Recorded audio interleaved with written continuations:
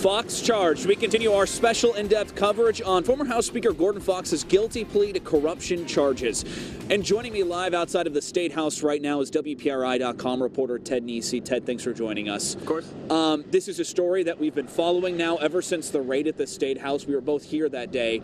Let's talk about the political fallout of all of this, because we've been waiting for information for so long. It all comes out on one day, and it's all anybody's talking about here at this building. Well, right now, though, Steve, I think the political fallout's probably pretty limited. We haven't seen anyone else charged. It's just Gordon Fox. And really, most of the political fallout was a full year ago when Gordon Fox suddenly resigned. Of course, Nick Mattiello took over. I think you might see some political fallout in the fact that it's just another thing that's going to make Rhode Islanders cynical about their government. You see bribes being paid to get licensing. I mean, it's the worst kind of stereotype of Rhode Island politics that could lead to some efforts for reforms. But right now, I think it's just another black eye for the state and for the State House. I was at the State House all day talking to representatives and, waiting for the session to start at 4 o'clock today as they're all kind of filing in. Again, this is all anybody was talking about.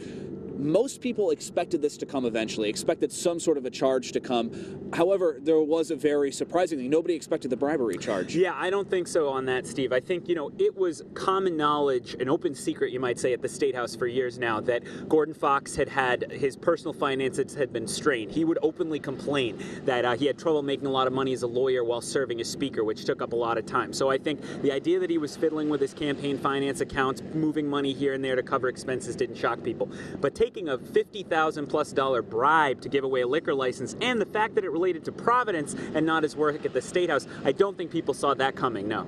I spoke with Governor Raimondo today, and she talked about the only way to kind of fix the state's perception is just to do a better job, to keep people out of trouble. Also, Representative Joe Trillo said the same thing, just keep people out of trouble. Is that the main kind of message, to try to fix the perception at this building? Well, I mean, arguably they could also look for specific steps they could take. I mean, it's very clear from the Gordon Fox case that one problem is there is no accountability, as House Speaker Nick Mattiello talked about with you, Steve, that there's no way for them to check whether the amount of money being reported by politicians in their campaign accounts is accurate. So one small thing they could do is just try to step up that kind of enforcement and make sure the rules are being enforced in a real way. Thank you very much, Ted. We appreciate it. We'll send it back to you now, Shannon.